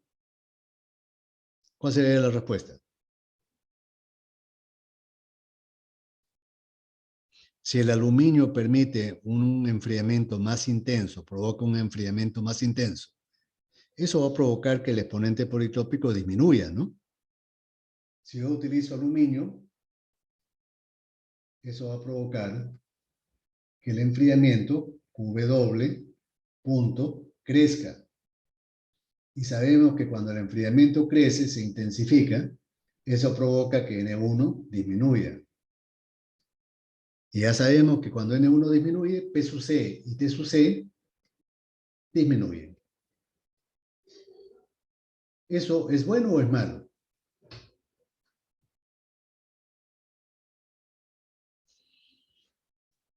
Yo pienso que las clases serían mucho más ágiles e interesantes si ustedes participaran. Cuando yo les pregunte si responderían, eso me permitiría hacerlo la clase más interesante y más rápida, ¿no? Pero cuando ustedes no responden, entonces yo mismo me tengo que responder, ¿no? Entonces me demoro ahí. Es Y más la clase lento. se hace lenta, ¿no? Y más aburrida. Entonces, vean, cuando se hace este cambio, cuando se produjo este cambio, ya los fabricantes sabían que el motor se iba a enfriar con mayor rapidez. Y eso, del punto de vista de la compresión, no es bueno, ¿no? Ya sabemos que en un motor, por ejemplo, automotriz, que baje la temperatura al final de la compresión va a hacer que el autoencendido sea más difícil. Y en un motor Eche, si baja la presión, también la chispa va a ser menos potente. Entonces no es bueno. ¿Y entonces por qué hicieron el cambio? El cambio lo hicieron por una razón de funcionamiento del motor, ¿no? Cuando los metales, por ejemplo, el pistón, los elementos móviles, son de aluminio, son más livianos. Para el mismo tamaño, como tienen menos densidad, son más livianos. Entonces la inercia juega un papel menos importante, ¿no? Es decir, esos elementos se van a acelerar con mayor rapidez. El pistón, que está sujeto a aceleraciones muy grandes, se va a acelerar con mayor facilidad. Yo voy a poder aumentar la velocidad del motor. ¿Y qué cosa gano aumentando la velocidad del motor? Que para la misma potencia el motor va a ser más liviano. Ya saben ustedes por qué los fabricantes los hacen a los motores cada vez más rápidos. Para que pesen menos, ¿no? Para la misma potencia van a pesar menos. Entonces, ese es el motivo. A pesar de que del punto de vista térmico no es muy adecuado, porque esto permite mayores fugas de calor, sin embargo, desde el punto de vista de la cinemática y la dinámica de los elementos móviles, sí conviene hacerlo de materiales ligeros a los elementos móviles. Eso se va a reflejar acá en este coeficiente de conductividad, ¿no? Cuando pongo K de pared, el K es el coeficiente de conductividad térmica del material.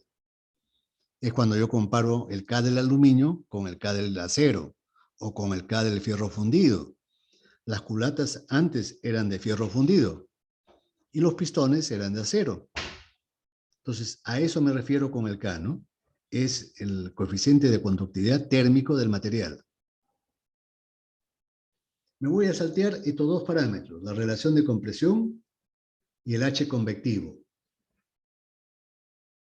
El H convectivo no es del refrigerante, por si acaso, ¿eh?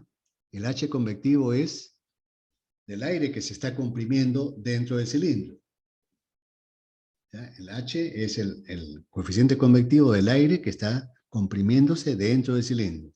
Después lo vamos a ver también. Quiero pasar, para que me alcance la clase, a estos tres factores, cuatro factores importantes, los cuatro que están acá. Primeramente, es la relación área-volumen. ¿Qué área es y qué volumen? ¿Estos parámetros están dentro de la fórmula? ¿Los parámetros están dentro de la fórmula? Vemos que sí, ¿no?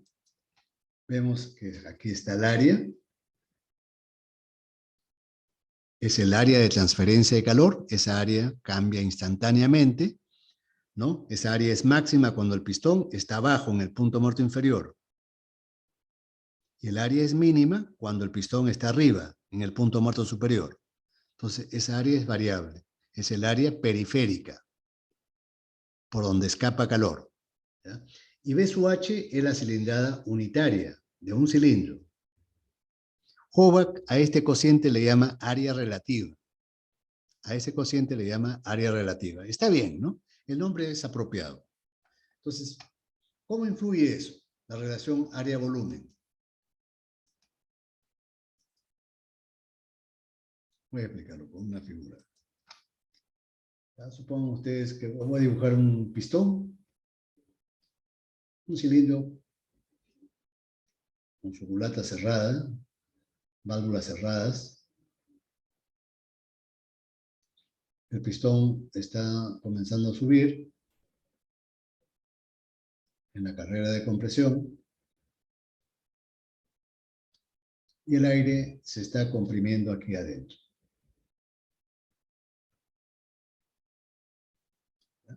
El área perimétrica o periférica es esta área, ¿no? Por donde escapa calor.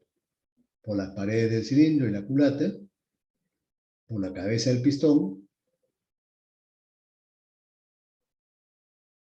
por ahí escapa el calor. ¿Hacia dónde? En la culata hacia el refrigerante, ¿no? Escapa calor hacia el refrigerante. por las paredes del cilindro, también hacia el refrigerante. Y a la cabeza del pistón, al aceite que está acá abajo, ¿no? Transfiere calor al aceite y también a través de los anillos. El calor también fuga a través de los anillos.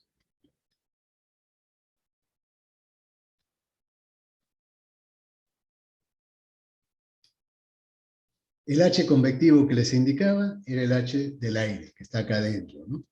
Voy a dibujarlo a ver de color morado. A ver. Vean, este es el H convectivo.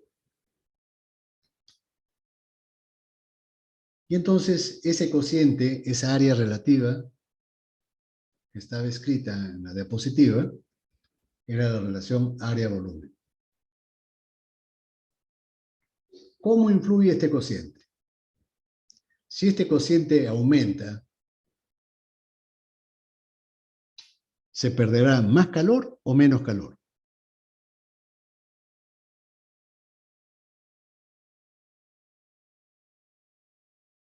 Si el área de transferencia de calor aumenta en mayor proporción que el volumen, ¿eso aumentará las pérdidas de calor o la disminuirá? Aumenta la pérdida. Lo va a aumentar, ¿cierto? La pérdida de calor lo va a aumentar.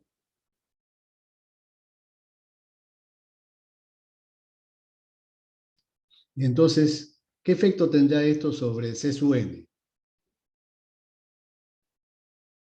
C sub n también se va a incrementar. Y sobre N1 va a disminuir. Pero para que nos quedemos convencidos, ¿no?, de lo que estoy diciendo es verdad, hagamos un ejemplo sencillo, ¿ya? Un ejemplo clásico que siempre pongo en la clase. Pongo, por ejemplo, dos esferas de acero que las he sacado recién del horno, de fierro. Dos esferas de acero, de fierro, ¿ya? Una más grande que la otra. Pero ambas están a la temperatura inicial T sub I. Y los someto a ambas a una corriente de aire. Una corriente de aire. ¿Cuál se enfría más rápido? Por nuestra experiencia cotidiana, ¿cuál se enfría más rápido? La esfera pequeña, ¿no? ¿Qué pasa, por ejemplo, si nosotros ponemos a cocinar papas? Y una papa está muy grande, ¿no? Ya la hemos sacado de la olla, ya está cocida. Pero queremos comer rápido. ¿Qué hacemos para que se enfríe? ¿No es cierto que la cortamos en pedazos pequeños? Y al cortarla en pedazos pequeños, ¿qué cosa estamos haciendo? Estamos haciendo que aumente el área de transferencia de calor. El volumen, la sumatoria de volúmenes es igual. Lo que se ha incrementado al partir la papa es el área de transferencia de calor. Y por lo tanto se va a enfriar más rápido. Veamos si se cumple aquí. A ver, ¿cuál de estas dos esferas tiene mayor relación área-volumen? Nosotros sabemos que el área de una esfera es 4pi r cuadrado. Y el volumen es 4/3 pi por r cubo. Entonces esto será igual a 3r. 3 sobre r es la relación área-volumen. Entonces vemos que mientras más pequeña la esfera, mientras más pequeña sea la esfera, más grande va a ser la relación área-volumen. Y la esfera pequeña se va a enfriar con mucho más rapidez. Y eso lo comprobamos a cada rato en un montón de cosas, ¿no? Así, por ejemplo, si comparamos un adulto con un niñito, con un bebito, ¿cuál se enfría más rápido en el invierno? Supongamos que sean geométricamente semejantes. El niño, el bebito, tiene mayor área corporal por unidad de volumen. Y el niñito se va a enfriar con rapidez. Por eso las mamás, los papás, tienen que arroparlo en invierno apropiadamente, ¿no? Para que no se enfríe. Y en el verano pasa todo lo contrario, ¿no? En el verano tiene que ser vestido con mucha ligereza el bebito. Si no, él mismo se va a sacar la ropa, ¿no? Por el calor que hace.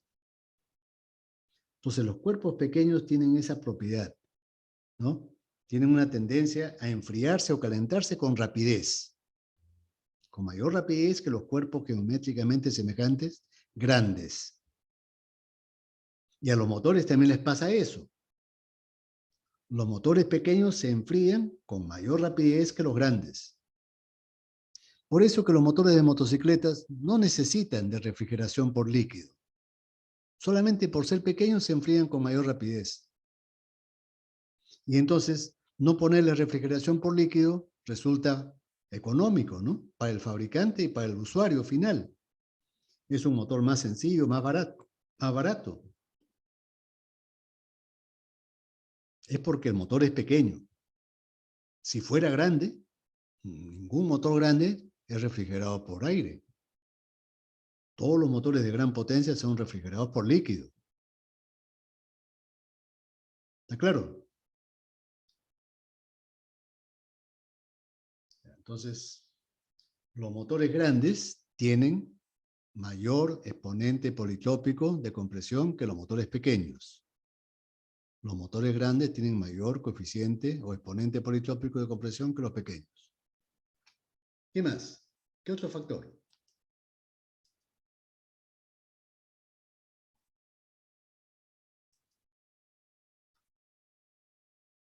La relación M sobre A.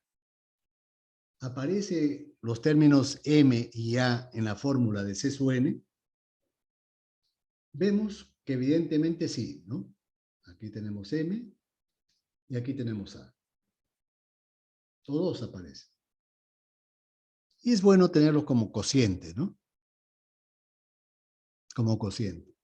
Entonces, ese cociente, a ver,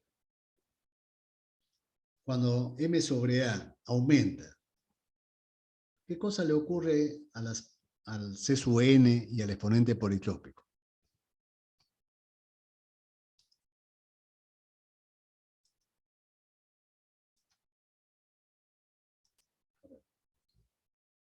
Cuando el cociente M sobre A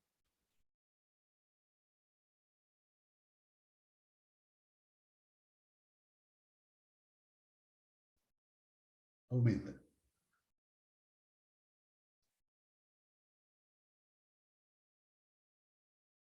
Si nosotros analizamos la fórmula directamente, ¿qué podríamos decir? Si nosotros vemos la fórmula, a ver, nuevamente voy a pasar a ver, acá, compartir. Vemos que si la relación M sobre A aumenta, C sub N disminuye. ¿No es cierto? Así, a simple vista. Y eso es lo que realmente ocurre. C sub N disminuye. Las pérdidas relativas de calor disminuyen. Y cuando C sub N disminuye, el exponente politópico N1 crece.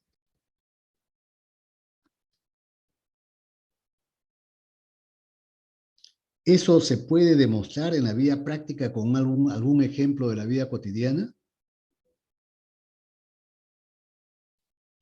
Sí, voy a poner un ejemplo que ustedes fácilmente lo van a entender.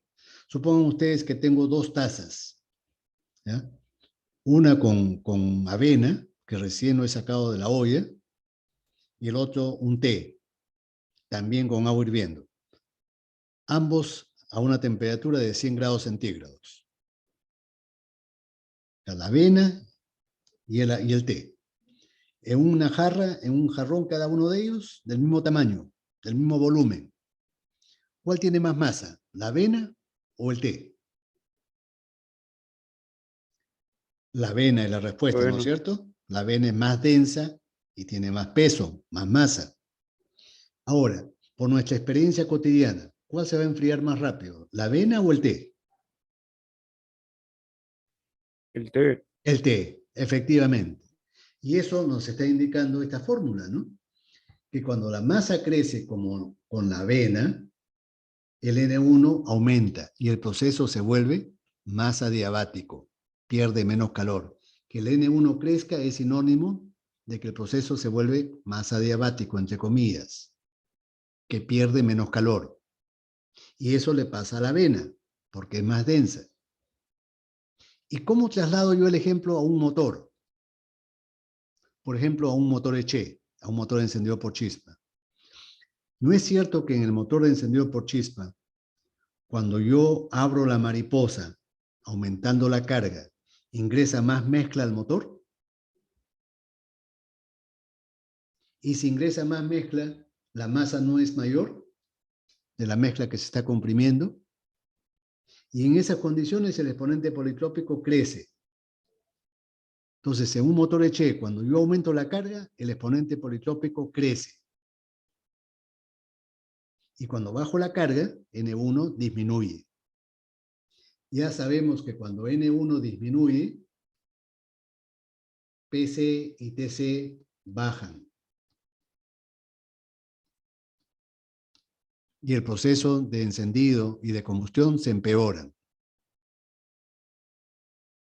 ¿No es cierto? Y eso es porque el exponente politrópico ha disminuido cuando hemos cerrado la mariposa. Si nosotros cerramos la mariposa, va a ocurrir eso. Si cerramos la mariposa, ocurre eso. Presión y temperatura van a disminuir. Y eso va a afectar al encendido y a la combustión. Y ya lo sabemos que eso ocurre, ¿no? Ahora, otro factor. Un factor parecido. La sobrealimentación. ¿Cómo influye la sobrealimentación? ¿Aparece ROSU-K en la fórmula de C sub N? Obviamente que sí, ¿no? Evidentemente que sí. Está acá. Ya sabemos que el propósito de la sobrealimentación es que ingrese más masa durante la admisión, ¿no? De aire o de mezcla. Y cuando ingresa más masa, ya sabemos que el proceso se vuelve más adiabático, entre comillas. El exponente politrópico crece. Cuando ROSU-K aumenta, N1 aumenta. Sinónimo de que el proceso se vuelve, entre comillas, más adiabático, con menores pérdidas de calor, pérdidas relativas.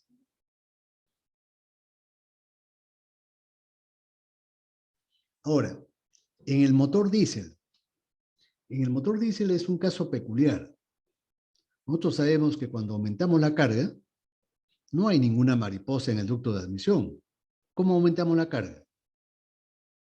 Inyectando más combustible. ¿No es cierto? Cuando aumentamos la carga, inyectamos más combustible. Pero el aire incluso disminuye un poco, ¿no? Porque la eficiencia volumétrica baja. Pues ya sabemos, voy a dibujar un gráfico. En un motor diésel, cuando la potencia aumenta a velocidad constante, la eficiencia volumétrica se reduce ligeramente, ¿no? Muy ligeramente. El G sub A casi constante, ¿no? G sub A casi constante. Lo que aumenta es G sub C. Lo que aumenta es G sub C. Pero la compresión en el motor diésel solamente comprime aire. El combustible se inyecta al final de la compresión, pero lo que comprimimos es aire. Y el aire es casi constante. ¿Qué podríamos decir entonces del exponente politrópico, N1?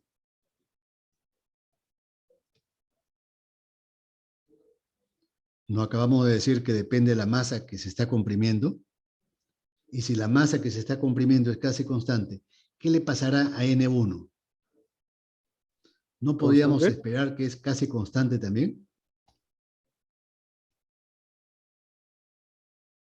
Ahora, en algunos motores se nota un ligero incremento de N1. ¿Por qué? No se atribuye a esto. Se atribuye que cuando aumentamos la carga, las paredes están más calientes. Aumentan su temperatura ligeramente. Y como las paredes están más calientes, se pierde menos calor.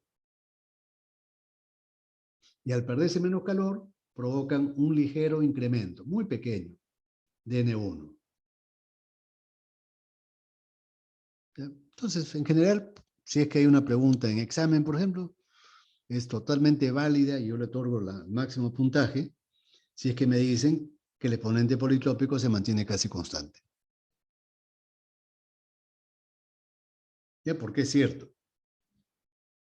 ¿Ya? Y el último factor que vamos a analizar por cuestiones de tiempo es la velocidad. La velocidad tiene una influencia notable sobre el exponente politrópico. ¿Por qué? ¿Por qué influye la velocidad tanto en el exponente politrópico? Hay algunos factores que hacen que mejore el exponente politrópico, que aumente el exponente politrópico. Son los factores preponderantes. Y hay otros que provocan la disminución, pero no son los preponderantes. ¿Cuáles son los factores preponderantes que ocasionan que N1 aumente con la velocidad? ¿Los podemos deducir de esta fórmula? ¿Lo podríamos deducir? La respuesta es sí. ¿Cuáles son esos factores preponderantes que favorecen el aumento de N1 cuando aumenta la velocidad? El principal, el más importante de todos, es el tiempo que dura la compresión. Es el tiempo que dura la compresión, T sub C menos T sub A, que le vamos a llamar delta de T. Delta de T de la compresión, lo que dura la compresión. Cuando aumenta la velocidad, esto disminuye. Disminuye el tiempo de la compresión. Y si disminuye el tiempo de la compresión, el calor que fuga cada vez es menor. No le damos tiempo al calor a fugar, a perderse. El calor se pierde cuando los procesos son lentos, largos. Ahí se pierde calor. Pero si el proceso es rápido, se pierde poco calor. ¿Está claro? Entonces, cuando se pierde poco calor, ¿cómo influye eso sobre C sub N? Eso provoca que C sub N cambie poco. ¿Ya? Disminuye.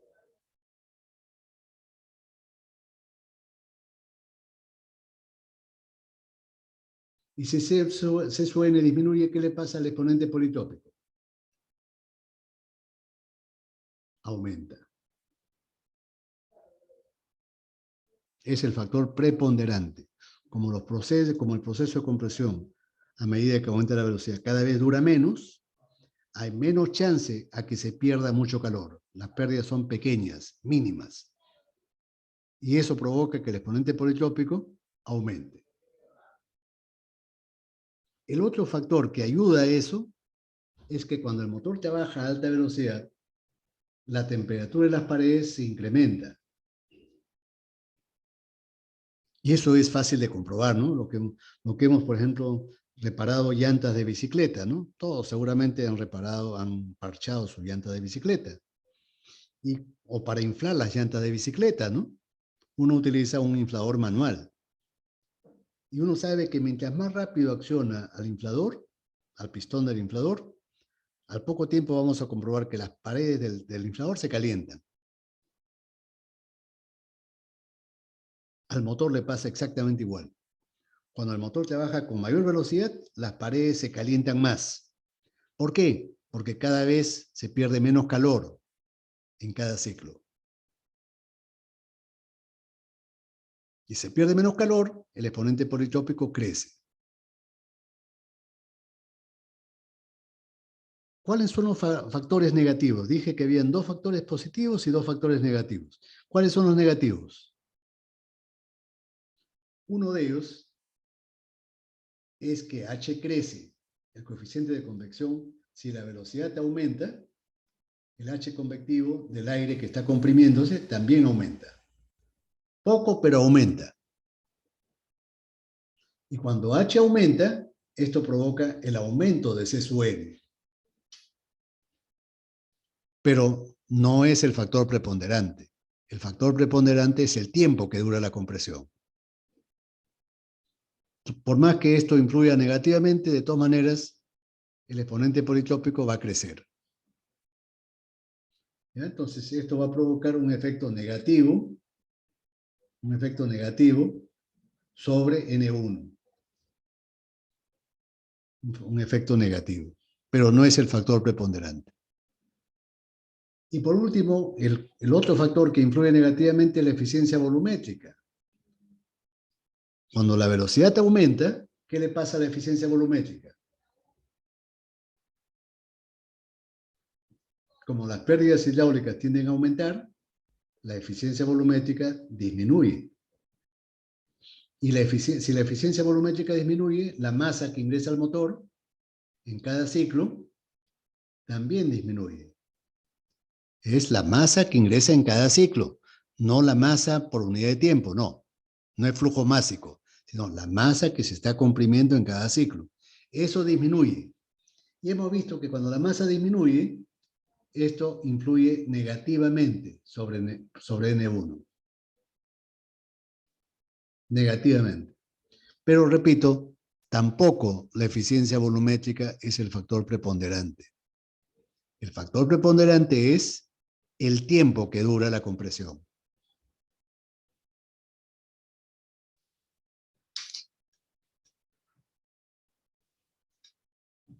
Ya.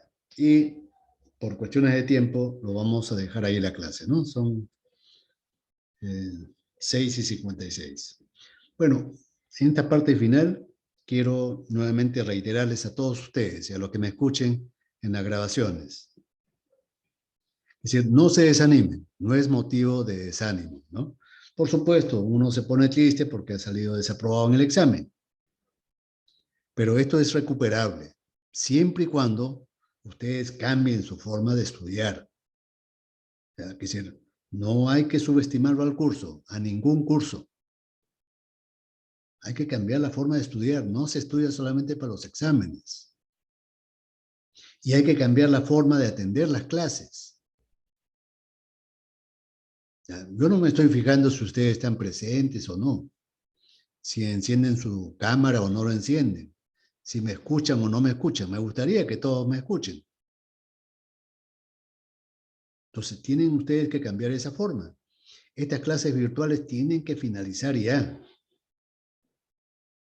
Esta forma de enseñar solamente era válido por la epidemia, por la pandemia, no para extenderlo de por vida. ¿Ya? Entonces tienen que cambiar el enfoque, por favor. No solamente para este curso, sino para toda su carrera, ¿no? No es solamente para obtener una constancia o tener un bachillerato, ¿no? Eso no es el objetivo, sino que ustedes salgan de la universidad competitivos, competentes. Solamente así van a tener éxito. ¿Ya, jóvenes? Entonces me despido de ustedes. No se desanimen. Ya las posibilidades de aprobar el curso exitosamente están intactas, pero depende de ustedes. Ya, jóvenes, me despido de ustedes. Hasta luego. Hasta luego, ingeniero. Muchas gracias. Hasta Hasta luego. luego. Nos vemos. Hasta luego.